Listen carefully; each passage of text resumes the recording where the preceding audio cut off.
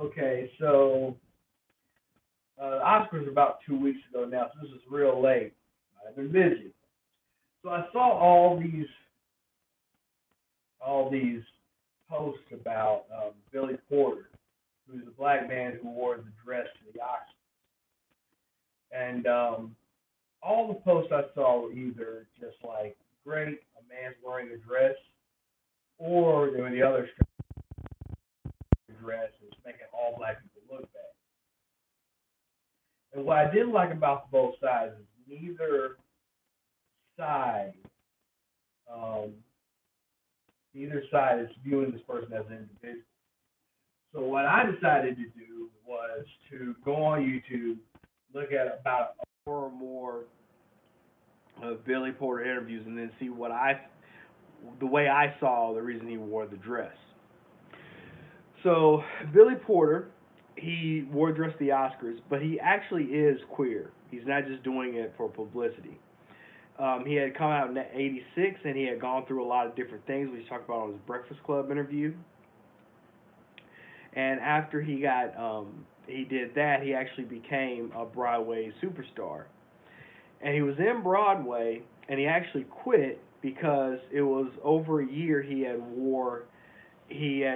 essentially, his words, made a clown of himself. He would get on stage every night in a 7 foot pink wig and basically just be a clown, and he hated that, and he didn't have respect for himself anymore. So he quit and started teaching and doing other things. And for a long time, he did that. And then he goes bankrupt.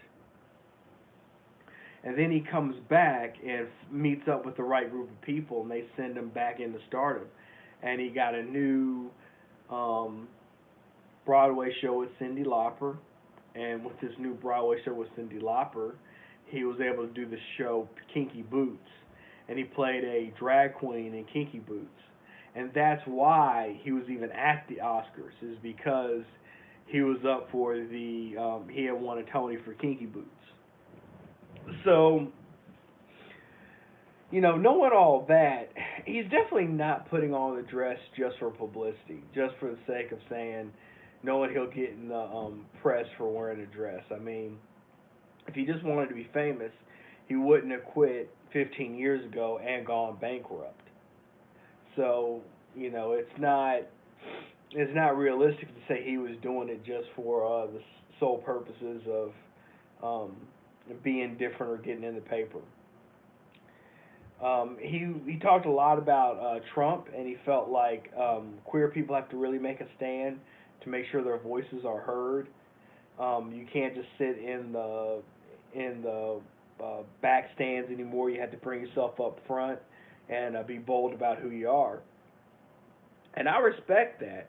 I mean, if you can respect Colin Kaepernick having an afro and taking a knee on the football field, standing up for what he believes in, you should at least respect Billy Porter for standing up for what he believes in as a gay person. Um, so he wasn't trying to do it for publicity. He talked a lot about Trump and standing up for yourself. And after watching the few interviews I watched of him, he seemed like a very positive black dude who is trying to do his best for the community. He did share that he was abused when he was a kid by another man. Now that doesn't make someone gay or not make somebody gay. There are gay people that aren't abused. But I like that he was able to get up and say that it had happened to him to make, if there's another gay kid that's going through something similar, he has now somebody to look up to and say that, yeah, somebody else went through the same thing. Um, I was watching this other scope by a guy named he's supposedly a he is a psychologist. I'm not gonna say supposedly, but he spent a lot of time insinuating that gay people are being gay as almost like a come up because they'll give them something to be similar to somebody white about, and they think from there they'll be accepted into white culture. There's this odd idea in the conscious community that gay people have it way easier than a regular straight black dude. Like that's just like crazy. Like for every straight black guy you can think of, but for every gay guy who's famous in Hollywood, there's probably like 3 or 4 straight or presented straight black men.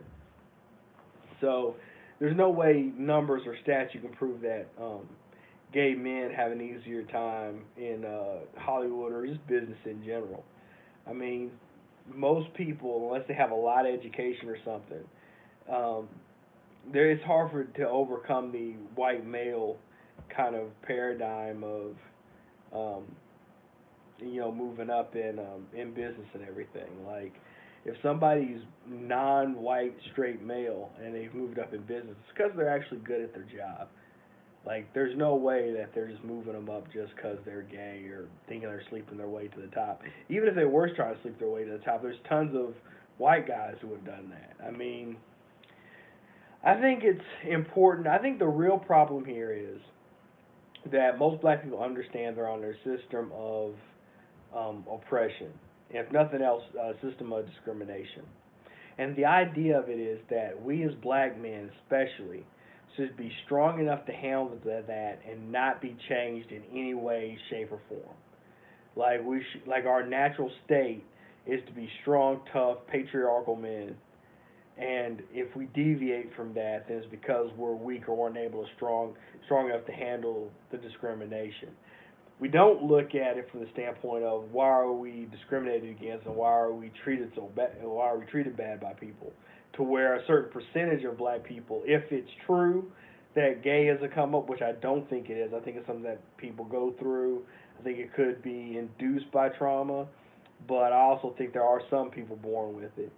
But either way, um, that some people are going to go through this. And instead of just loving them through it or just not really worrying about it, we got to attack them in our minds for being weak in the face of oppression. And I just think that's kind of silly. I think we need to really, at least with us as black people, see each other as individuals. So if somebody black does something I don't agree with, it's not a reflection on me. If I don't believe men don't need to wear dresses and I'm not wearing one, I'll be fine. I'll need to impose that on somebody else. And also, actually, instead of just berating somebody for what they do, like a white person would, let's instead actually take some time to understand why someone did it, and then interact with them from that point of not really want somebody to wear a dress or having somebody wear a dress, but just blanket either giving them a kudos for wearing the dress and or just writing them off as an embarrassment for wearing the dress. That was just the wrong thing to do.